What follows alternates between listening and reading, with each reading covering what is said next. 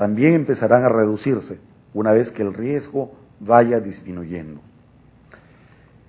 Esto llevará a que las tasas de ganancia vayan mejorando y se reinicie un nuevo ciclo económico con la salida de la recesión.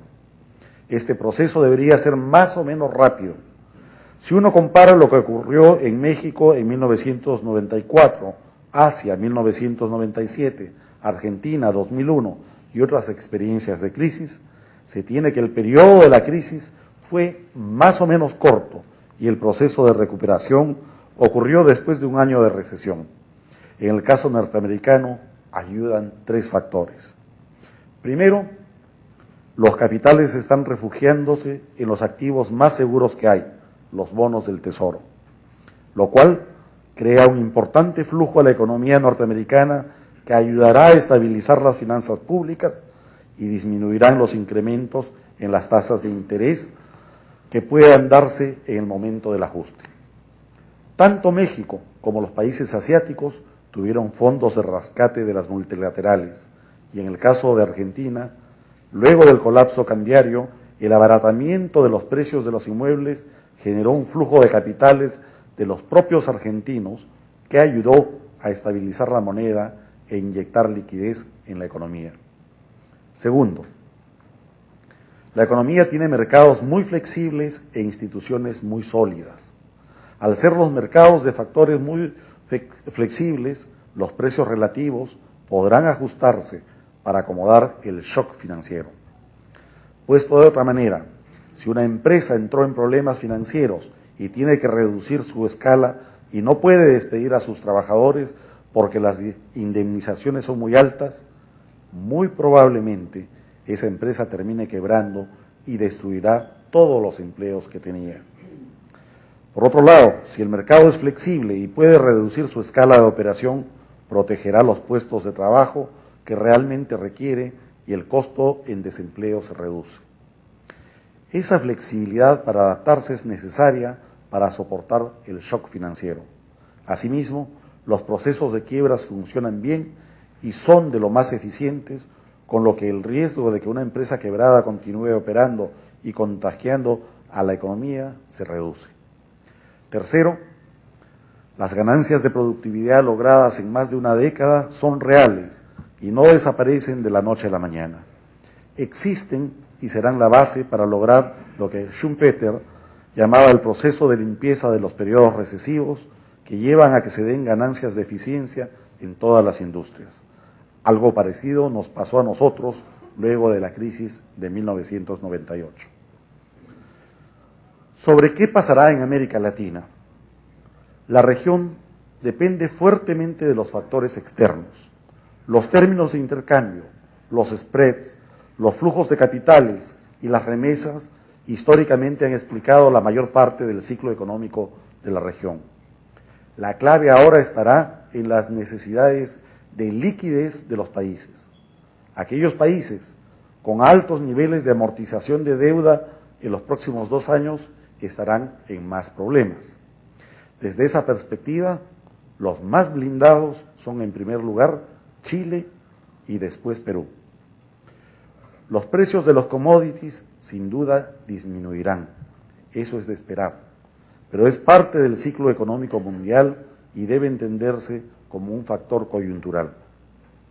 El tema estructural no ha cambiado. El despegue de las economías emergentes, la incorporación de Europa del Este al mercado y la necesidad de infraestructura para soportar este crecimiento de concepción malthusiana siguen presentes y seguirán presentes hasta que exista respuesta de oferta y de demanda que solo ocurrirá en el muy largo plazo. Finalmente, ¿qué pasará en el Perú? Si bien es cierto que Chile está más blindado que el Perú en términos de stocks y de menor nivel de endeudamiento, Chile es más dependiente de los commodities que el Perú. Y mientras que nuestra economía está en un proceso de fuerte crecimiento, la economía chilena se encuentra estancada. Eso será clave para atraer inversión directa extranjera. Una vez que el nerviosismo pase y los inversionistas empiecen a analizar oportunidades en el sector real, las ventajas de la economía peruana serán evidentes. En el corto plazo, sin embargo, es necesario cambiar la combinación de la política fiscal y monetaria. A menos que se espere una crisis muy larga y una fuerte recesión en el mundo que dure largos años, no tiene sentido posponer la inversión pública porque el déficit de infraestructura es alarmante. Ayuda a mejorar la competitividad de la economía y es la mejor manera de gastar si la economía entra en desaceleración. En el lado monetario, la cosa es más complicada.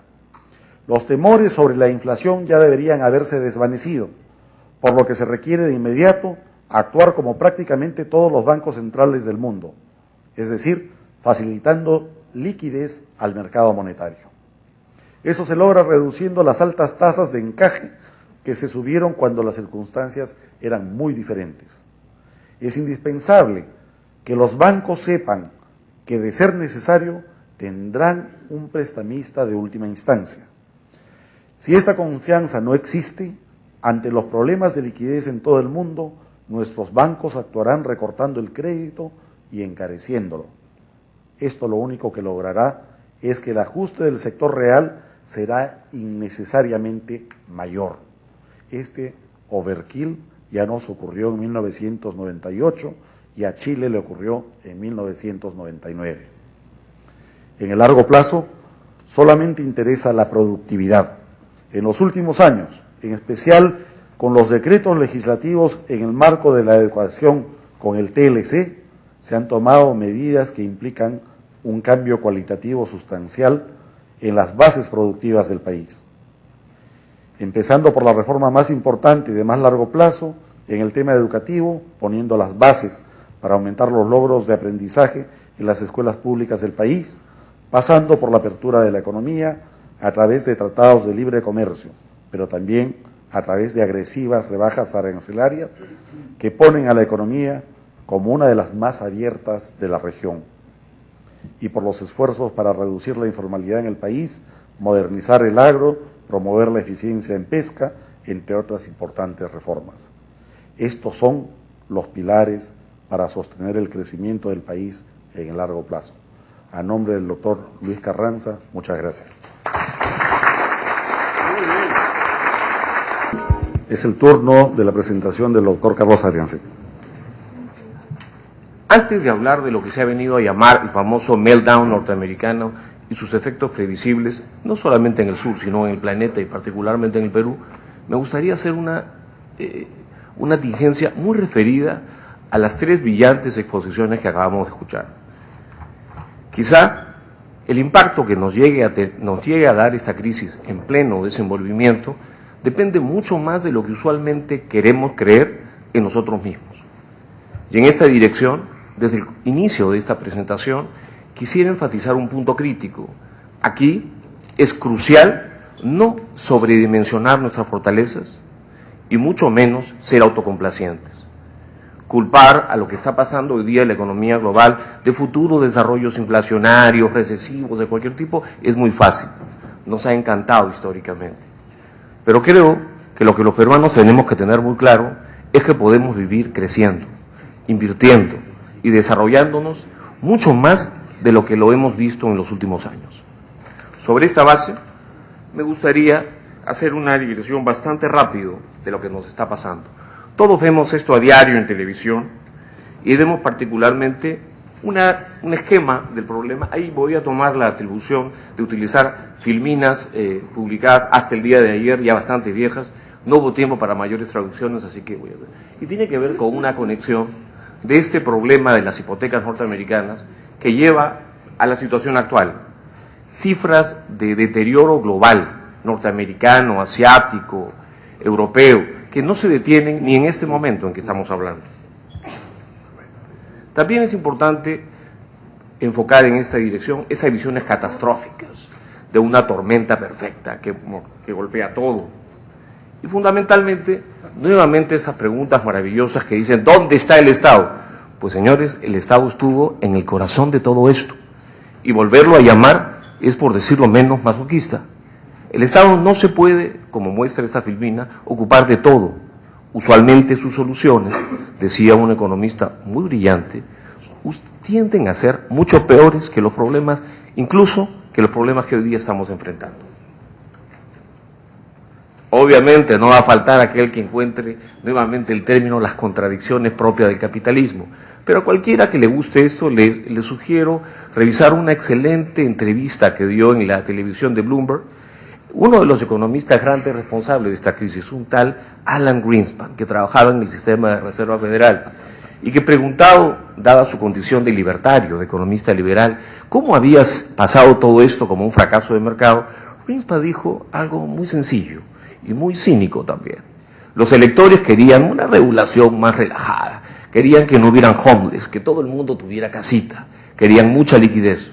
Y le dimos eso. Ahora le van a echar la culpa al mercado, cuando el mercado hubiera resuelto esto así. Bueno, Greenspan tiene muchos defectos, pero tonto no es.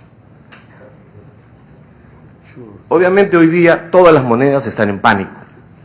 Y es bueno entender que a pesar de esto y que vamos a ver mucho pánico por televisión, también vamos a entender que el Perú tiene una oportunidad que no debe desaprovechar para continuar creciendo. Hay severos problemas en la economía más sólida del planeta, más competitiva del planeta, que tiene el 70% de las reservas globales y problemas sumamente serios y previsibles. Casi todos los indicadores bursátiles siguen la tendencia que presenta esta discusión y las mejores explicaciones económicas, usualmente hechas por abogados, encuentran a este tipo de filminas, más complicadas que leerle las cartas a la gitana del frente. Sumamente difícil porque además no puede maldecir a uno. Las cifras de la economía van a ser tan bonitas como estas.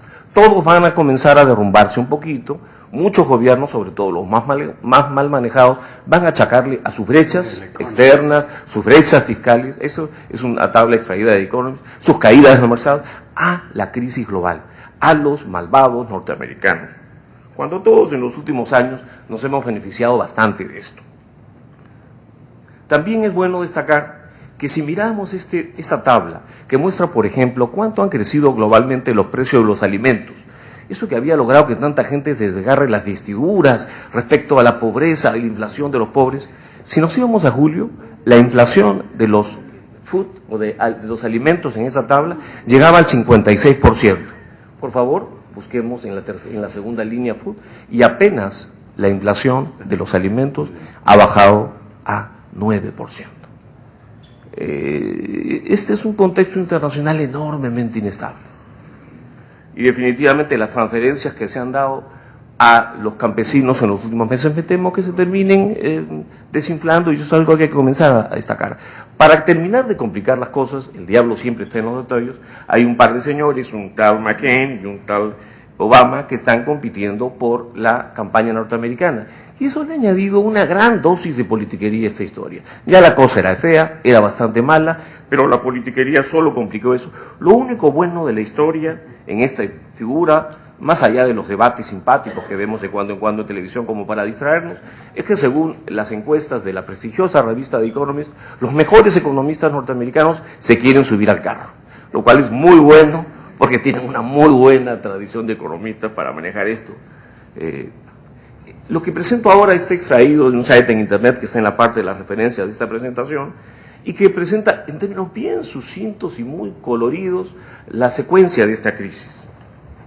Tenemos básicamente la historia de las famosas regulaciones o relajamientos de regulaciones para los créditos subprime desde los años 2000, comenzaron a aparecer los problemas de deuda tóxica, inmediatamente después, obviamente, ante la amenaza de la deuda tóxica, comenzó a deteriorarse algo el dólar, fue el momento de un poquito de desempleo, luego, y en este periodo, acompañado de una cómoda política expansiva, comenzamos a tener problemas como los de Lehman Brothers y algunas complicaciones adicionales en nombres otrora intocables, como Bank of America, Merrill Lynch, Citigroup y Wachovia, comprada y cerrada al mismo tiempo, casi un récord mundial. En esta historia tenemos una de las caídas de Wall Street más severas de la historia reciente y un paquete de 700 billones que hay que reconocer fue hecha por el señor Paulson en el equivalente del Ministerio de Economía gringo, o la Secretaría del Tesoro, que de hecho tiene una justificación de 3 a 4 páginas, algunos dicen 4, unos dicen 3, pero que nadie tiene la menor